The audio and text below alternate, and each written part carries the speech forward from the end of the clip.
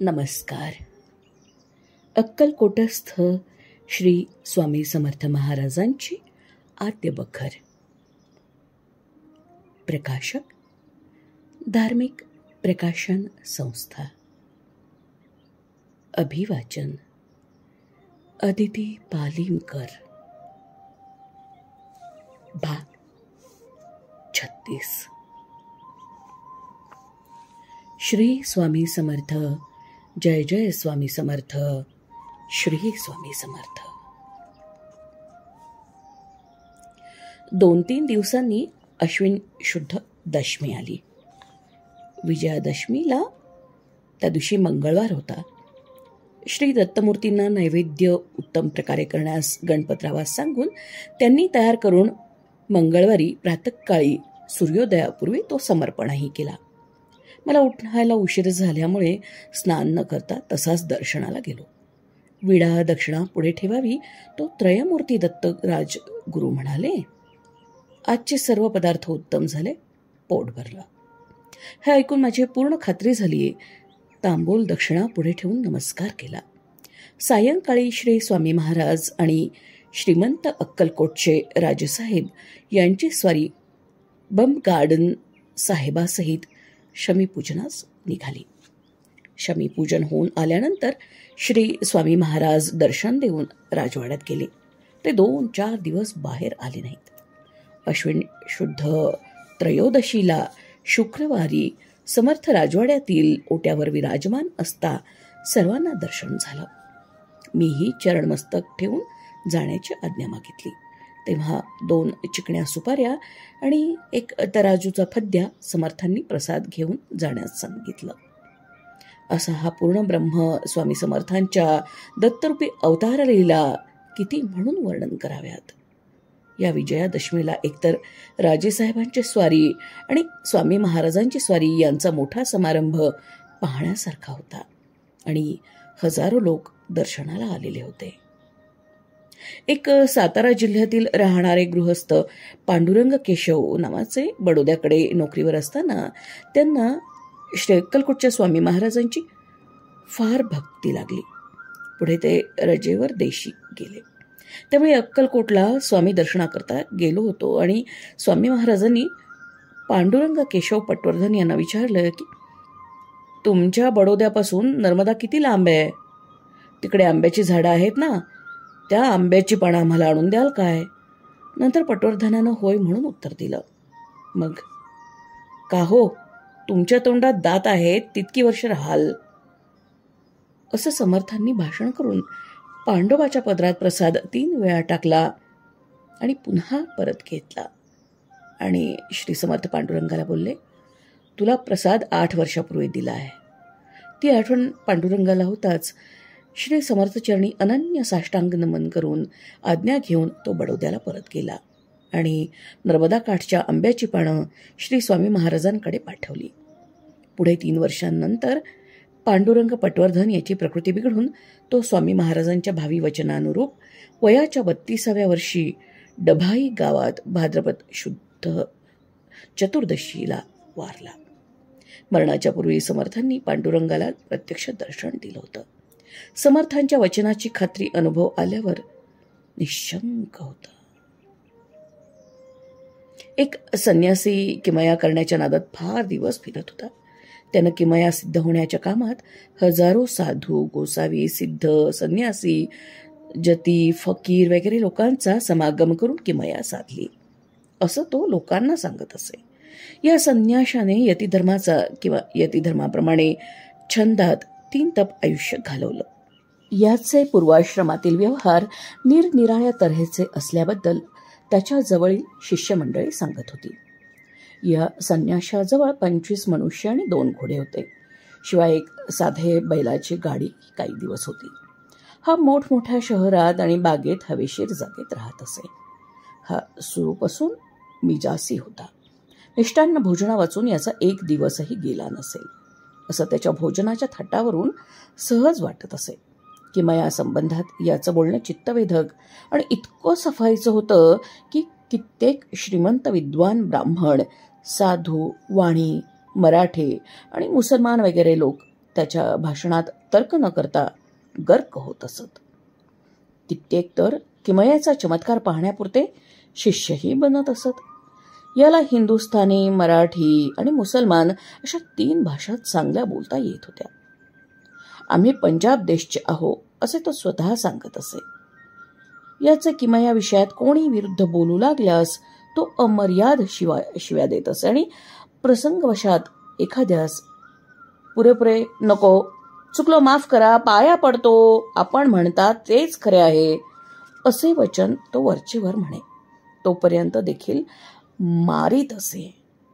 याच्या ह्या विलक्षण स्वभावामुळे एका हिंदुस्थानी जवानाने यास येथे छगपोटभर मार देऊन लंगडं केलं होतं. ही हकीकत त्यांनी सांगितली आणि त्याचा डावा पाय थोडा अधू होता हे समक्ष पाहण्यात आलं होतं. शके 1792 साली मी स्नेहाच्या मुलाच्या मुंजीकरता त्र्यंबकेश्वरी गेलो होतो. मुंज झाल्यानंतर सर्व मंडळी नाशकास आलो. गंगा स्नान आणि देवदर्शन करत पंचवटीत गेलो. कपालेश्वराच्या देवळात एक संन्यासी चांगले होते. हे वेदांत शास्त्रात आणि ज्योतिषशास्त्रात उत्तम ज्ञाते होते. त्यांच्या प्रसिद्ध नामाभिधान बाबा घोलप स्वामी होतं. 4 घटका त्यांच्याजवळ बसल्याने समाधान वाटलं. घोलप स्वामींनी सांगितलं की तो एक किमया करणारा संन्यासी तिथे उतरलाय. मनुष्य आणि घोडे बरोबर असून यतीसारखा भगवा वेश आहे, परंतु यती धर्माच्या विवेक वैराग्याचा गंध देखील नाही. कोणापाशी द्रव्य न मागता भोजनादी नित्य खर्च मजेने चालवतो. त्याची आमची भेट झाली आहे. तर तुम्ही जा पहा, नंतर काय होतं ते सांगा. मग आम्ही काही मंडळी किमया करणाऱ्या संन्याशाच्या दर्शनार्थ गेलो. तिथे बसलेली काही मंडळी उठल्यानंतर आम्ही संन्याशाच्या भाषणाच्या उत्सुकतेने आणि नम्रतेने ऐकते झालो.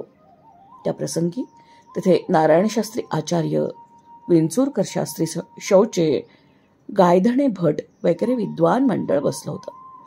त्यांचे वाणी संन्याशाचे भाषण शेवटी यद्वा तद्वा होऊन विद्वान लोक संन्याशाचे ज्ञान शेषम कोपेन पुरयेत येतफसून जाणून स्वस्थ बसले. त्यानंतर स्वामी आम्हा मंडळींशी बोलू लागले. तो म्हणाला, आम्ही नित्य प्रातःकाळी भट्टीत केवळ वनस्पतीनेच 3-4 तोळे सोने उत्तम तयार करतो व हे पहा असं म्हणून त्यानं सोने दाखवलं. मग स्वामी म्हणाले, चिलमीत देखील तोळा अर्धा तोळा सोनं सहज करतो. मी तर काय, पण गोरक्ष मच्छेंद्रादिकांनी किमया करून योग्यता मिळवली आहे. तसंच गुरु दत्तात्रेयांनी या किमयेसाठीच तर अवतार घेतला. किमयेने रामकृष्ण अवतार पूज्य मानले गेले.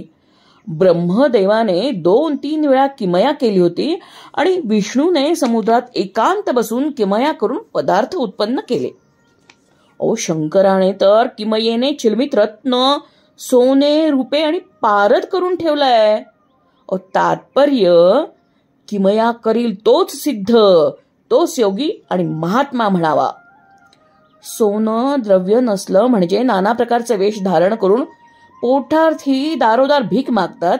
ते भीक मागणं, तोंड विचकणं, दीनता दाखवणं ही काय साधूची लक्षणं आहेत का? ज्यांच्यावर परमेश्वराची संपूर्ण कृपा आहे ते कधीतरी काखेत झोळी घालून भिक्षा मागतील का? भिक्षा केवळ उदरपोषणार्थ मागणं म्हणजे निर्लज्जपणाचं काम आहे. अशाच तर धिक्कार असो. हे स्वामींचं म्हणणं बरोबर आहे, परंतु किमया खरी आहे असं सच्छास्त्र दृष्टीने व सद्वर्तनाने आणि सत्समागमाने स्वानुभवपूर्वक झालं असतं तर सार्थक्य होतं. असो. हे बहुभाषण ऐकून स्वामींवर सर्व मंडळी रागावली. इतक्यात मी आणि आमचे गोविंदराव चिमणाजी कारकून म्हणालो, आपण संन्यास का घेतला आणि पुढी कुठं करता? किमया म्हणजे काय? संन्याशानं धातू स्पर्श करावा काय? हे 4 प्रश्न ऐकून संन्यासी अतिक्रोधी झाले. मला म्हणाले, तुझं नाव काय? मी सांगितलं, वामनबुवा वांबोरीकर. स्वामी म्हणाला, तुझा गुरु कोण? इतक्यात गोविंदराव बोलले, आमचे गुरु दत्तावतार योगीराज अक्कलकोट निवासी स्वामी महाराज आहेत आणि आम्ही त्यांचे सेवेकरी आहोत. नंतर स्वामी म्हणाला, अक्कलकोट का स्वामी देखा है. नंतर मी म्हटलं, अक्कलकोटाला प्रतिवर्षी एक वेळ तरी अवश्य जात असतो. पूर्ण ब्रह्म परमेश्वर स्वामी समर्थ सर्वांतर्यामी स्वात्मानुभवाने निसंशय अखंडानंदाद्वितीय स्वरूप आहेत असा अत्यंत दृढतर निश्चय आमचा आहे. आम्ही मोठ्या शुद्ध आणि वैदिक वंशातील कोणास न मानणारे असे आहोत. तथापि या सद्गुरू उत्तम पुरुषाचे केवळ एक कश्चित सेवेकरी होऊन राहिलो आणि त्यांच्या आज्ञेने नोकरी आणि संसार व्यवहार सोडून दासानुदार होऊन राहिलो आहोत. असं बोलताना अवधूत चिंतन श्री गुरुदेव दत्त योगीराज श्री स्वामी समर्थ महाराज की जय जय असा श्री गुरु समर्थांचा नामाचा जय जयकार गजर होताच अंगावर रोमांच उभं राहून सर्वत्रांना विलक्षण आनंद झाला. तो रसास्वाद भक्ती ज्ञान वैराग्ययुक्त गुरुभक्त जाणतात. अशा वेळेस चकित झालेला संन्यासी उन्मत्तपणाने निंद्य शब्द बाष्फळासारखे बोलत अंगावर येऊन, उगीच तुम्ही गद्धे लोक स्तुती करता, तुमचा गुरु सोने करतो काय. हे ऐकून निशुल्क निर्भय होऊन गोविंदरावानं आणि मी उत्तर दिलं, अरे किमयाकार, तू व्यर्थ निंदा करू नकोस. महंताच्या दर्शनाने व कृपेने खरी किमया समजली म्हणजे तुला सर्वत्र सुवर्णच दिसेल आणि यतिवेश धारणाचे यथार्थ साफल्य होईल. परंतु एक वेळ अक्कलकोटाला प्रत्यक्ष जाऊन पहा. नंतर संन्यासी म्हणाला, मला प्रत्यक्ष जाऊन पाहायची गरज नाहीये. खरं असं मी कधीही मांडणार नाहीये. जर ते खरंच उत्तम आहेत तर आम्हास येथेच चमत्कार झाला पाहिजे. खात्री झाल्यावर मग मी मानेन. उगाच पोकळ ढोंगाच्या गोष्टी मी ऐकत नसतो. इतकं ऐकून आम्हाला फार वाईट वाटलं. काय करावं. तथापि धीर धरून मोठ्या आवेशानं सांगितलं की श्री सद्गुरू स्वामी महाराज करुणासागर आहेत. ते कृपा करून तुझी खात्री करतील हे पक्क समज. अधिक चावडपणात अर्थ नाही. असं म्हणून आम्ही सर्व उठून चालते झालो. झालेली एकंदर हकीकत बाबा घोलप यांनी स्वामींना सांगितली. त्यांना फार राग येऊन, फार मदोन्मत्त आहे, दुष्टास शासन होईल, घाबरू नका असं ते म्हणाले. पुढे बिराडी जाऊन संध्यावंदनादी करून गोविंदराव आणि मी दोघांनी श्री समर्थांच्या अगम्य लीलागुणांनुवादात रात्र काढली. दुसऱ्या दिवशी भोजनोत्तर देवदर्शनार्थ निघालो. आमची मंडळीही बरोबर होती. पंचवटीत जातो इतक्यात गोविंदरावही काही स्नेहांसहित कचेरीतून आले. सर्व मिळून घोलप स्वामींच्या दर्शनाला गेले. आम्हाला पाहताच घोलप स्वामी म्हणाले, आता त्याची शिष्यमंडळी येथे आली होती. त्यांनी सांगितलं आज प्रातःकाळी किमयाकडे नेहमीप्रमाणे पडदे लावून एकटा संन्याशी पुष्कळ वेळ बसला होता. करायचे तितके उपाय आणि हुन्नर अतिशय केले, परंतु शेवटी सोन्याची गोळी न बनता केवळ काळ्या कोळशाची गोळी झाली. संन्याशी आज फार संतापला आहे. आज स्वयंपाक झाला नाही. मारल्यामुळे व संन्याशाचे भांडवल आटोपल्यामुळे बाया आणि पुरुष मिळून बरेच जण त्यातले निघून गेले. अक्कलकोटच्या सेवेकऱ्यांना ठार मारून टाकीन असं फार बडबडतोय. खोटं किती निभणार. पाप नडल्या वाचून राहत नाही. आम्ही आता चालते होतो. 2 मनुष्यांनी बाहेरच्या बाहेर घोडे नेले. असा मजकूर घोलप स्वामींनी सांगितल्यावर आम्ही विचारात पडलो. श्रीमद गुरु दत्त दिगंबर स्वामी महाराजाधिराजांचा जय जय उच्च स्वराने करत या नाशिक क्षेत्रात गंगेवर त्या किमयाकार संन्याशाकडे हळूहळू गेलो.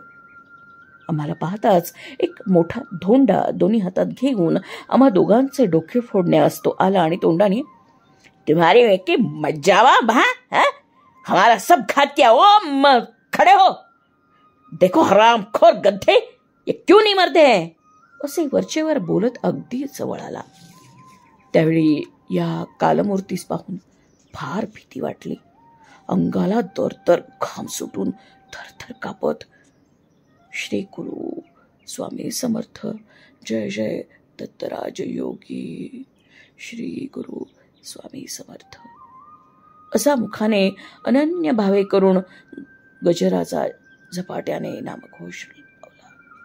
कुणाचं कुणाला भान नाही असा निर्भय प्रसंग पाहून संन्याशी घाबरा होऊन त्याच्याच अंगावर दगड पडल्यामुळे तो एकाएकी निश्चेष्टित बेशुद्ध झाला. इकडे भजनाचा तडाखा चालला आहे. इतक्यात संन्याशी एकदम सावध होऊन, अक्कलकोट का स्वामी हांजी भैया, अक्कलकोट का स्वामी सच्चा है, असं म्हणून संन्याशाने मोठ्या गडबडीनं बडबडत धडधड धावत जाऊन गंगेत दगड टाकला. स्नान केलं. थोडा शांत झाला.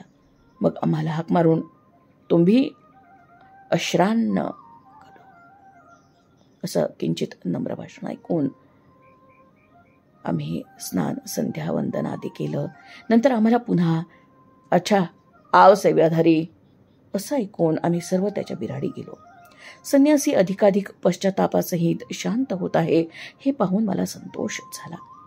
नंतर स्वामीजी कुछ प्रसाद भोजन करो असं मी म्हटल्यावर तो म्हणाला, ज्या दिवशी अक्कलकोट स्वामीस पाहू त्या दिवशी भोजन करू. तेथपर्यंत फलाहार स्वल्प होत जाईल. उद्या प्रातः गंगा स्नान करून रामचरणास बरोबर घेऊन चालते हो. स्वामींनी मला विचारलं, आपण अक्कलकोटास कधी जाणार? मी सांगितले, उद्या या मंडळींबरोबर वांबोरीस जाऊन तिथून नंतर पुण्याला जाऊत आणि पुण्याहून मातोश्रीस घेऊन बडोद्याला जाऊत. तिथे आमचे मधले बंधू वेणी माधवरावजी वैद्य, श्रीमंत बजूबाई साहेब घुरपडे, अमीर उमराव यांच्याकडे असतात. त्यांना भेटून मग अक्कलकोटाला येणं होईल. तिकडे द्वारका यात्रेचाही योग येईल. मग आमची सर्व हकीकत पत्ता लिहून घेतला. पुढे होईल ते सर्व आपण जरूर बडोद्यास लिहून कळवेन. काही काळजी करू नये असं तो म्हणाला. आम्ही उठत्या वेळी गळ्यात मिठी मारून स्वामींच्या नेत्रातून प्रेमाश्रुपात होत होते. स्वामी म्हणाले, ज्यांच्या सत्कीर्ती श्रवणाने माझ्यासारख्या अतिमदोन्मत्तास पश्चाताप होऊन शांती प्राप्त झाली, त्या पुरुषाच्या प्रत्यक्ष दर्शनाने काय न होईल, पाहिजे ते होईल. दुसऱ्या दिवशी उपाधिरहित एक रामचरण शिष्य बरोबर घेऊन स्वामीजी अक्कलकोटाकडे चालते झाले. आम्ही ही गोष्ट घोलप स्वामीला कळवून वांबोरीस आलो. येथून पुण्यास येऊन मातोश्रीसहित 1792 ज्येष्ठ शुद्ध 15 मेस बडोद्याला आलो. बडोद्याला श्रावण वद्य पंचमीस माहूरगडाहून स्वामीजींचे कृपापत्र आले. ते खाली लिहिल्याप्रमाणे इत्यंभूत दिले आहे. आम्ही रामचरणासह अक्कलकोटास पोचल्यावर तात्काळ महापुरुषांच्या दर्शनास खासबागेत गेलो. तिथे बैलांच्या छपरात भूमीवर आसनावर महापुरुष स्वामी गुरु बसले होते. मंडळीही बरीच बसली होती. महात्मा स्वलीलेत खेळत होते. फळे वगैरे पुढे ठेवून साष्टांग दंडवत प्रणाम करत आहोत. एवढ्यात झाडाकडे पाहून महापुरुष मोठ्याने, घाल दगड डोक्यात, का रे माजलास काय? हा इथे तिथे काय हुडकतोस? हा कोळसे झाले तर जीव दे. संन्याशाची किमया देख, इकडे काय पाहतोस रे? ते झाड पहा, झाड. बोडक्यात पत्थर घे मारून, आखा खोल डाव्या हाताने पहा ती किमया. असं बोलून पोट थरथरून हसू लागले. अंतर्यामी अंतरसाक्षित्वाची खूण पटल्यावर मला असं झालं की मेलो असतो तर बरं झालं असतं, अथवा या पृथ्वीनं मला पोटात घेतलं असतं तर हा प्रसंग आला नसता. परंतु आज महद्भाग्य योग प्राप्त झाला आहे. हेच ईश्वर या पुरुषाच्या चरणकमलाचे दर्शन झाले. गुरुदर्शनाने पुनीत झालो. धन्य धन्य आणि कृतकृत्य झालो. हे भगवान, अपराधाची क्षमा व्हावी. झाडाकडे पाहू लागलो तर लिंबाड्याच्या झाडातून पाणी पाझरू लागलं.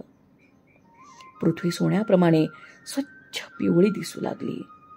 सर्व सुवर्णमय पाहिल्यावर विलक्षण चमत्कार वाटला. कधी न पाहिलेली आणि कधी न ऐकलेली अत्यद्भुत किमया पाहून पाण्यात विरघळल्यासारखा झालो. शरीराला कंप सुटला. हात पाय आणि इंद्रिय जड अशी दिसू लागली. मी शरीर किंवा माझं शरीर असे संकल्प होऊ लागले. शरीर मिथ्या आणि मी शरीरी वेगळा असल्याचे भान सावध रीतीने मनात खात्रीपूर्वक तत्वविचारदृष्ट्या स्पष्ट वाटू लागलं. मी काय होतो, आता कोण आहे, जगत काय, आत्मा कोण हे समजू लागलं. वाह वाह वाह वाह, काय महात्म्य दर्शनाचं. धन्य है जिस पुरुष के तात्काल दर्शन प्रसन्न और दया से अंदर का आत्मा गुरु पहचान के जाना जाता है. वही सद्गुरु सच्चा है, सो ही परमात्मा सत्य है, वही सबके अंतर्जामी साक्ष्य अविनाशी है. धन धन मेरो भाग, क्या अजीब लीला है कि माया इंद्रजाल गरुड़ माया अविद्या असत जड़ दुख पर है. हद में परमात्मा पूर्ण पर ब्रह्म सर्वेश्वर द्वितीया रहिता है, नित्यानंद रूप है, मुक्त शुद्ध अतीन्द्रिय है. वाह वाह, महाराज स्वामी दत्त गुरु आप ही प्रभु समर्थ सर्व समदया सागर हो. मेरे से कोई भी प्रकार से कहीं काल में सेवा नहीं बनी है और दर्शन भी नहीं हुआ था. ऐसे हो के दिन अनाथकूं केवल निरपेक्ष सद्य साधु समागम. इस वाक्य सत्य करके दर्शनात तारते हो, कृतकृत्य करते हो. हे सद्दत्त गुरु स्वामी, सेवक को क्या हुक्म है, सेवक को क्या हुक्म है. असं माझं नम्र भाषण प्रिय वाटून भक्तवत्सल दीनानाथ दत्त दिगंबर म्हणाले, जाओ हमारे माहूरगड में मजे में चुप बैठे रहो, जाओ. असं प्रसादकारक कल्याणरूप सत्व चित्सुक वचन ऐकून, अच्छा गुरु, आप परमात्मा की आज्ञा सर्वथा शिर पर मान्य है, इतकं बोलतो तो माझ्या अंगावर महात्मा पुरुषांनी भगवे वस्त्र आणि मृगाजीन फेकून दिले. ते अत्यंत प्रेमभावाने घेऊन गुरुदत्तास पूजा नैवेद्य समर्पण करून दुसऱ्या दिवशी महत्पुरुषाचे दर्शन करून निघालो. तो माहूरगड गुरुसंस्थानात श्रावण शुद्ध दशमीस आलो. दत्तगुरूंच्या स्थानात पाहतो तेव्हा मृगाजिनावर अक्कलकोट स्वामी महापुरुष पाहून वंदन केलं.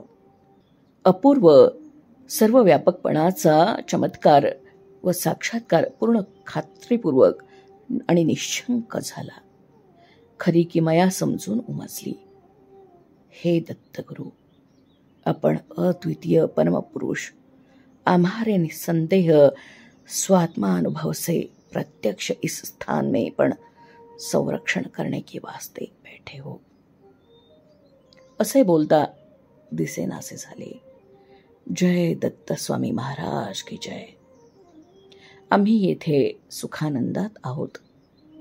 तुम्ही योग्य पूर्ण गुरुभक्त आहात म्हणून झालेले लिहून कळवले आहे. लिहिलेल्या पत्त्यावर पत्र पाठवित जावे. क्षमा असावी. जय सच्चिदानंद नारायण, जय सच्चिदानंद नारायण. अक्कलकोटस्थ श्री स्वामी समर्थ महाराजांची आद्य बखर भाग 36 समाप्त. क्रमशः धन्यवाद. श्री स्वामी समर्थ. जय जय स्वामी समर्थ. श्री स्वामी समर्थ.